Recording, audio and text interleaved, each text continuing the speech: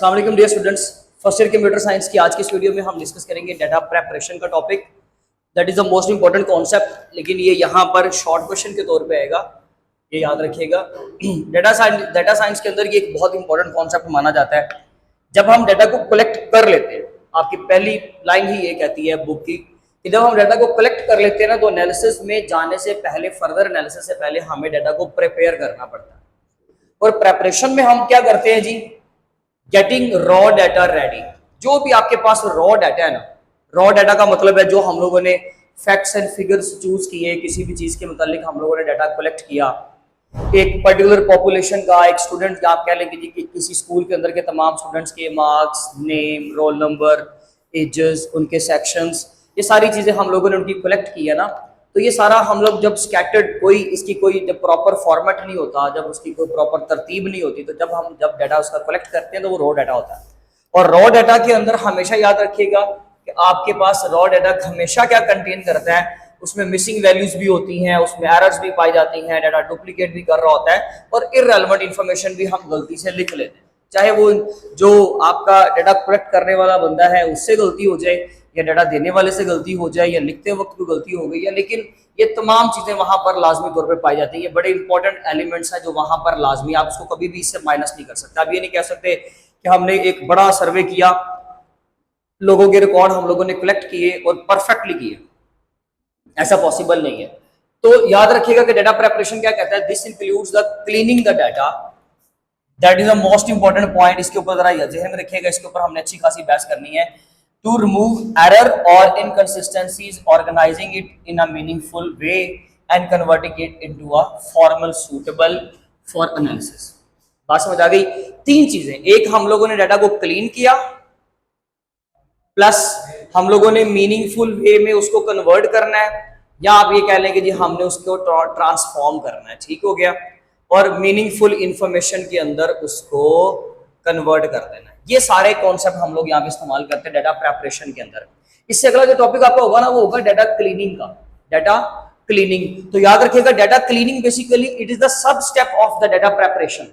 वो data preparation के अंदर का कॉन्सेप्ट है। इनकी डेफिनेशंस काफी हद तक सेम आपको मिलेंगी, आप लोगों ने वहां पे कंफ्यूज नहीं होना, ठीक हो गया।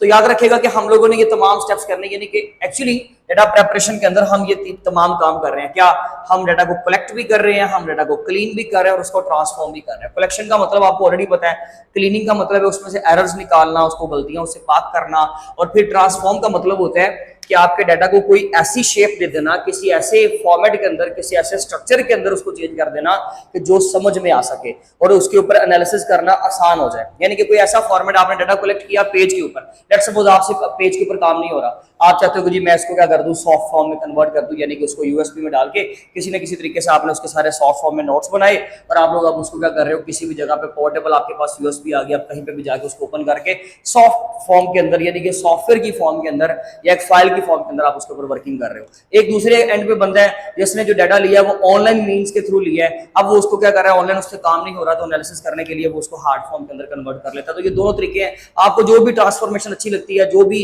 शेप, जो लैंग्वेज अच्छी लगती है, आपने उसके अंदर उसको कन्वर्ट करना है जो कि समझ में आ सके, बस सिंपल सी बात। तो इसके अंदर एग्जांपल क्या है जी, if survey contains incomplete information, missing values can be estimated based on the available data. Data prepare कर रहे हो ना आप, उसमें उन्होंने एक एग्जांपल ली कि अगर आपके पास डाटा मिसिंग है, आपने सर्वे किया, डाटा कुछ मिस है, गलतियां हैं, तो फिर आप क्या करोगे, आप एस्टिमेटेड डाटा क्या करोगे, डाटा का एस्टिमेट लगाओगे। किस डाटा का, जो आपके पास ऑलरेडी नाउन इन्फॉर्मेशन है, जो आपके पास अवेलेबल डाटा है ना, उसके एस्टिमेट से, उसके जरिए से एस्टिमेट करते हुए, एस्टिमेट लगाते हुए आप अपनी मिसिंग इन्फॉर्मेशन को फिल कर लोगे। एग्जाम्पल के तौर पर, फॉर एग्जाम्पल हम लोग यहाँ पर आते हैं, जिस स्टेप्स इन डाटा पे हमने प्रिपरेशन कर ली है। अब हमारे पास एक एग्जांपल है, अली, सारा, आयशा एंड अली।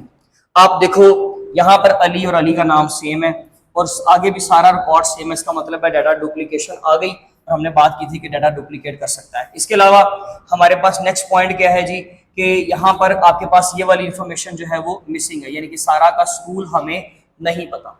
तो इस तरह से जब हम डाटा को मिस कर देते हैं, या हमारा डाटा डुप्लीकेट कर जाता है, या हम लोगों ने कोई इररेलेवेंट इंफॉर्मेशन, जैसे कि यहाँ पर देखिए एज लेनी थी, मैंने यहाँ पे डेट ऑफ बर्थ ले ली, सपोज कर ले जी, ये हमने क्या ले ली, डेट ऑफ बर्थ करेक्ट कर ली, तो ये इररेलेवेंट इंफॉर्मेशन है। इन तमाम चीजों की एग्जांपल आपने देनी है, इन तमाम चीजों को करेक्ट करेंगे, और आप इसको बेशक, अगर ये शॉर्ट आपको आता है और डेफिनेशन अगर पूछते हैं तो सिर्फ डेफिनेशन करके उसकी एग्जांपल देने, साथ में टेबल बना दें, करेक्शन की जरूरत नहीं है। लेकिन अगर वो कहते हैं कि जी आप हमें डाटा प्रिपेयर डाटा दिखाएं तो फिर ठीक है, आप इसको चेंज कर दें। जैसे कि हमने सारा का दोबारा से डीपली ऑब्जर्व किया और सारा के स्कूल को फाइंड आउट किया, तो हमें पता चला कि जी वो सिटी मॉडल स्कूल से वो भी बिलोंग करती है। हम लोगों ने फिर इस डाटा को रिमूव करके यहाँ पर एज जो है वो रिप्लेस कर दी। तो हम किसी ना किसी टेक्निक से, वो टूल्स एंड टेक्निक्स तो बाद में देखेंगे कि जी कौन से हमारे पास किस तरीके से हम डाटा को ठीक कर सकते हैं। तो इस तरीके से आप लोगों ने अनडिफाइंड या जो मिसिंग इन्फॉर्मेशन थी उसको फिल कर लेना है। That is termed as data preparation, जिसके अंदर एक्चुअली हमारे पास क्लीनिंग भी आता है, ट्रांसफॉर्मेशन भी आता है और मीनिंगफुल इन्फॉर्मेशन को गैदर करना यानी कि कलेक्शन। आसान लफ्जों में मैंने बेसिकली ये 3 चीजें लिखी है, ठीक है जी। तो ये स्टेप्स आप अलग से याद रखिएगा, आपकी बुक में सिर्फ यही कंटेंट है, लेकिन आपको वो एग्जांपल साथ याद लाजमी तौर पे करनी है। इसका स्क्रीनशॉट ले लें। इंशाल्लाह नेक्स्ट वीडियो में मिलेंगे। अपना बहुत ख्याल रखें। Thank you so much. अल्लाह हाफिज़।